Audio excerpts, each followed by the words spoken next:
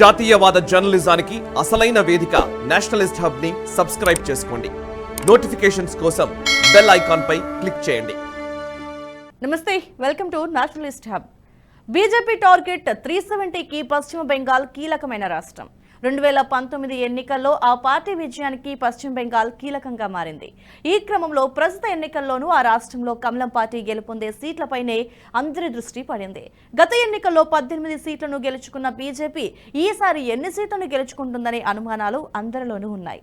ఈ క్రమంలో అసలు పశ్చిమ బెంగాల్లో బీజేపీకి దాదాపుగా 25 నుంచి 31 సీట్లు వస్తాయనే అంచనాలున్నాయి. అయితే ఈ సీట్లు ఎలా వస్తాయి, పశ్చిమ బెంగాల్లో బీజేపీకి అనుకూలించే పరిణామాలేంటి అనేది ఇప్పుడు తెలుసుకుందాం.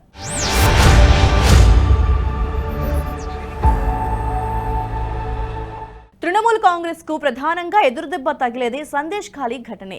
సందేశ్ ఖాళీలో జరిగిన దారుణ ఘటనలు కొద్ది రోజుల క్రితమే వెలుగులోకి వచ్చాయి. పార్టీ అండతో షేక్ షాజహాన్ జరిపిన ఆగడాలు అన్నీ ఎన్నికావు.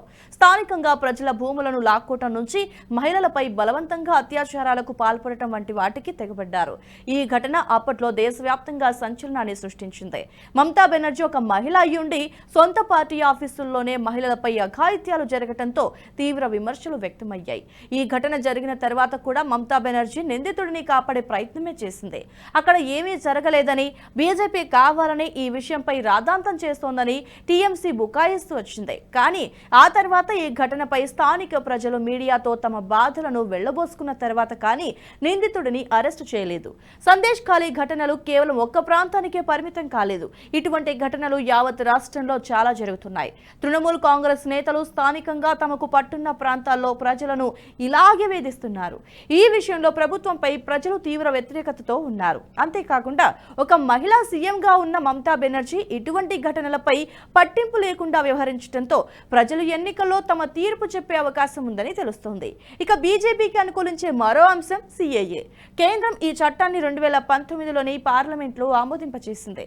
తాజాగా కొద్ది రోజుల ముందు సిఏఏ రూల్స్ నోటిఫై చేయగా కొంతమందికి అందుకు సంబంధించిన పౌరసత్వం కూడా అందజేసింది. ఈ చట్టం వల్ల పశ్చిమ బెంగాల్లో మతువా కమ్యూనిటీ చాలా లాభపడింది. భారతదేశ విభజన తర్వాత తూర్పు పాకిస్తాన్ నుంచి పెద్ద సంఖ్యలో హిందూ మతువా శరణార్థులు బెంగాల్కు వచ్చారు. వీరికి ఇప్పటికీ భారత పౌరసత్వం లేదు. దశాబ్దాలుగా భారతీయ పౌరసత్వాన్ని డిమాండ్ చేస్తున్నారు. కాంగ్రెస్ ఇన్నాళ్లు సిఏఏను అమలు చేయలేదు. కానీ ప్రస్తుతం బీజేపీ ఈ చట్టాన్ని తీసుకురావడంతో వారంతా సంతోషంలో మునిగి తేలుతున్నారు.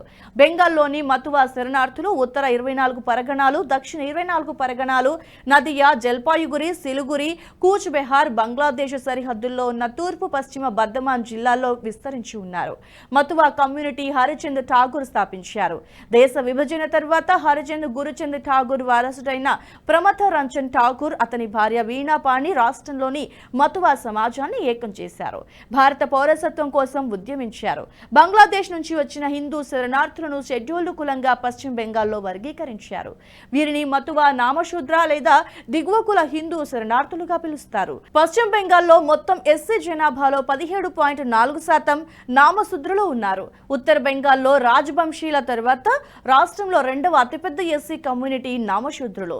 బెంగాల్లోని 1.8 కోట్ల షెడ్యూల్డ్ కులాల జనాభాలో అధిక శాతం హిందువులే.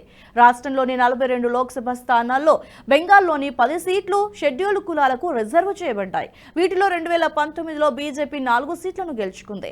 ఇప్పుడు సిఐఏ అమలు నిర్ణయంతో షెడ్యూల్డ్ కులాలు గంపగుత్తగా బీజేపీ వైపు మొక్కే అవకాశాలు స్పష్టంగా ఉన్నాయి. ఇక టీఎంసీకి మూడో అతిపెద్ద అడ్డంకి కమ్యూనిస్టులు. కాంగ్రెస్ కూటమిగా పోటీ చేస్తే వాటితో టీఎంసీ కలవకుండా విడిగా పోటీ చేస్తోంది. ఇది ఆ పార్టీకి భారీ నష్టాన్ని చేకూర్చే అవకాశం ఉంది. ఇక కమ్యూనిస్టులకు పశ్చిమ బెంగాల్లో దాదాపుగా 3 దశాబ్దాలుగా ప్రభుత్వాన్ని నడిపిన అనుభవం ఉంది. అక్కడ స్థానికంగా వీరికి బలమైన క్యాడర్ కూడా ఉంది. కొన్ని ప్రాంతాల్లో కమ్యూనిస్టులకు దాదాపుగా 30% వరకు ఓట్లున్నాయి. దీనికి తోడు కాంగ్రెస్ కు 10% ఓట్లున్నాయి. ఈ రెండు పార్టీలు కలిసి పోటీ చేయడం వల్ల భారీగా ఓట్ల చీలిక జరిగే అవకాశం కూడా ఉంది. ముఖ్యంగా కూటమికి చెందిన సాంప్రదాయిక ఓటర్లు, తృణమూల్ కాంగ్రెస్ ఓటర్లు దాదాపుగా ఒకరే. ఈ మూడు పార్టీలు ముస్లింలపై ఆధారపడి సెక్యులరిజం ముసుగులో రాజకీయాలు నడిపిన పార్టీలే. అందుకే ఈ మూడు పార్టీలు విడివిడిగా పోటీ చేస్తే వీటి ఓటు బ్యాంకులో భారీగా చీలిక వచ్చే అవకాశం ఉంది. దీంతో ఇది బీజేపీకి కలిసి వచ్చే అవకాశమూ లేకపోలేదు. ఎందుకంటే కూటమితో పాటు టీఎంసీ పార్టీలు ఒకే ఓటు బ్యాంకు రీజియన్ లో ప్రయత్నాలు చేస్తూ ఉంటే బీజేపీ ప్రభుత్వ వ్యతిరేకతపై ఆధారపడి ఉంది. ఇక మమతా బెనర్జీ ప్రభుత్వంలో అవినీతి పెచ్చరిల్లింది. ఏకంగా హైకోర్టులే చివాట్లు పెట్టే దశకు మమతా బెనర్జీ ప్రభుత్వం చేరుకుంది. తాజాగా ఆ రాష్ట్రంలో కలకత్తా హైకోర్టు కూడా తప్పు పట్టింది.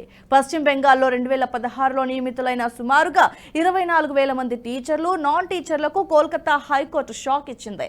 అప్పట్లో బెంగాల్ ప్రభుత్వం నిర్వహించిన టీచర్ పోస్టుల భర్తీలో భారీ స్కామ్ జరిగినట్లుగా గుర్తించి నియామకాన్ని రద్దు చేస్తున్నట్లుగా హైకోర్టు ధర్మాసనం ప్రభుత్వానికి ఆదేశాలని జారీ చేసింది. 2016లో ప్రభుత్వ పాఠశాలలు, ఎయిడెడ్ స్కూళ్లలో 9, 10, 11, 12వ తరగతుల టీచర్ల పోస్టుల భర్తీకి బెంగాల్ ప్రభుత్వం రాష్ట్ర స్థాయి సెలక్షన్ కమిటీ నోటిఫికేషన్ విడుదల చేసి పరీక్ష నిర్వహించింది. అప్పట్లో 24,650 పోస్టుల భర్తీకి గాను రాష్ట్ర వ్యాప్తంగా 23 లక్షల మంది పరీక్ష రాశారు. కాగా ప్రభుత్వం 25,753 మందికి ఉద్యోగ నియామక పత్రాల్ని అందించింది. ఇందులో భారీ కుంభకోణాలు జరిగినట్లుగా నిర్ధారించింది. దీంతో ప్రభుత్వం చేపట్టిన 25,753 టీచర్ పోస్టుల భర్తీని హైకోర్టు రద్దు చేస్తున్నట్లుగా ప్రకటించింది. దీంతో పాటుగా ఇప్పటి వరకు వారు తీసుకున్న జీతాలను తిరిగి ప్రభుత్వానికి చెల్లించాలని ఆదేశాలని జారీ చేసింది. 12% వడ్డీతో సహా తిరిగి చెల్లించాలని తీర్పును వెల్లడించింది. వారి వద్ద నుంచి 6 వారాల్లోగా డబ్బులు వసూలు చేయాలని జిల్లా స్థాయి అధికారులను కోర్టు ఆదేశించింది. అయితే క్యాన్సర్తో బాధపడుతున్న సోమదాస్ అనే వ్యక్తికి మాత్రం మినహాయింపు ఇచ్చి ఉద్యోగంలో కొనసాగేందుకు అనుమతినిచ్చింది. కేవలం ఈ ఒక్కటే కాదు, పశ్చిమ బెంగాల్లో కింది స్థాయి నాయకులు భారీగా అవినీతికి పాల్పడుతున్నారు. ఇప్పటికీ డబ్బులు ఇవ్వనిదే పథకాలు వందని పరిస్థితి అక్కడ నెలకొంది. దీనిపై ప్రజలు పూర్తిగా విసుగెత్తిపోయారు. ఈ క్రమంలో మమతా బెనర్జీపై ప్రజల్లో పూర్తి వ్యతిరేకత నెలకొంది. ఇక దీంతో పాటు బెంగాల్లో మమతా బెనర్జీ ఓటు బ్యాంకు రాజకీయాల్లో భాగంగా ముస్లిం అపీస్మెంట్ ను బాగా చేస్తోంది. దీంతో బీజేపీ హిందూ కన్సాలిడేషన్ కలిసొస్తోంది. 2019 లోక్సభ ఎన్నికల్లో లోక్నీతి సెంటర్ సర్వే డేటా ప్రకారం పశ్చిమ బెంగాల్లో తృణమూల్ కాంగ్రెస్ 70% ముస్లిం ఓట్లను పొందింది. 2 ఏళ్ల తర్వాత జరిగిన అసెంబ్లీ ఎన్నికల్లోనూ తృణమూల్ ఈ మద్దతును ఏమాత్రం కోల్పోలేదు. చాలా జిల్లాల్లో ముస్లిం ఓటు బ్యాంకు టీఎంసీ వైపు ఎక్కువగా మొగ్గు చూపుతోంది. దీంతో అటు బీజేపీ కూడా హిందూ ఓటు బ్యాంకుపై దృష్టి సారించింది. ఇప్పటికే ఇందులో బీజేపీ సక్సెస్ అయినా లోక్సభ ఎన్నికల్లో ఎంత మేర ప్రభావం చూపుతుందనేది కూడా కాస్తంత అనుమానం ఉంది. ప్రస్తుతం కమలం పార్టీ అగ్రనేతలు మోదీ షాలు బీజేపీ ఎదుగుదల కోసం తీవ్రంగా ప్రయత్నాలు చేశాయి. దీనివల్లే ఆ రాష్ట్రంలో కమలం పార్టీకి దాదాపుగా 25 నుంచి 31 సీట్లు వస్తాయని భావిస్తున్నారు. ఇది ఎంత మేరకు నిజమవుతుందో తెలియాలి అంటే ఫలితాల వరకు ఆగాల్సిందే.